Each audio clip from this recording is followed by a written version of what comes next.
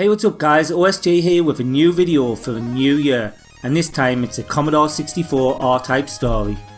We all know that R-Type on the Commodore 64 is a great game, but what many of you won't know is the controversy that surrounded the game. The game that we all now know as R-Type by the great Manfred Trenz was not the game we were originally gonna get. The original game, now dubbed R-Type V1, was coded by a software house called Catalyst. The developer was David Jolliffe, who was also known for games such as Rampage and Championship Sprint. David actually made a good start on the game, but due to issues in development the project fell behind schedule.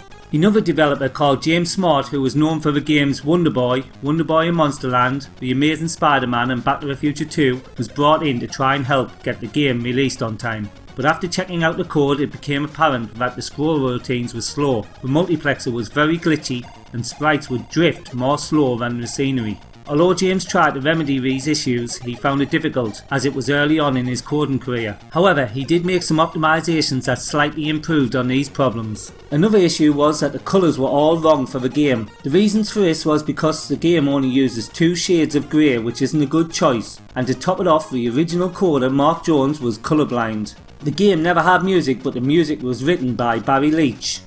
Activision, who was around this time taking out a lawsuit against the makers of Catechus for being too close to their R-Type license, were not happy with how slow development was going and decided to bring the developers in-house to finish the game off at Electric Dreams. Previously they'd been working out of David's flat. David and James tried desperately to get the game finished, but at the same time Bob Pape, who was responsible for the Great Spectrum version, was well into the game's development and was relatively issue free, which prompted David and James to be taken off the project due to lack of progress.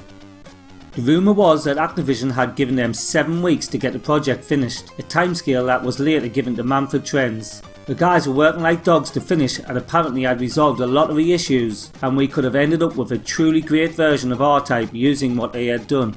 Little did they know that Activision had by this time already arranged a deal with the Catechus coders on reskinning and tweaking Catechus to become the R-Type that we all know on the C64. Manfred and the team did what Activision asked, and we got the R-Type game that we all know and love now. But because of this, maybe we never got the best version of the game that we could have had if David and James were allowed to finish their code. There are some noticeable differences in the game apart from the better visuals of the release game, and one of them is something that fans of all the other 8-bit systems always bring up, and that's the turning enemy on the first level. However, Manfred Trenz's game didn't have this. Although I love this game, this is always a bit what lets it down for me, and I notice this bit the most. All the other 8-bits had the turning enemy, the Spectrum version and the substandard Amstrad version. I say substandard as there has been another version of this released on the Amstrad recently, and it's a great game. As you can see here, the difference in that part shows that R-Type V1 actually accomplished something similar to the arcade game, whilst the Manfred Trenz game didn't. Either way, we got a great game, but maybe it could have been that little bit better if Trenz had worked with David and James. Anyway, here it is, 2 levels from the original unreleased game, and I've mixed in the original SID soundtrack by Barry Leach.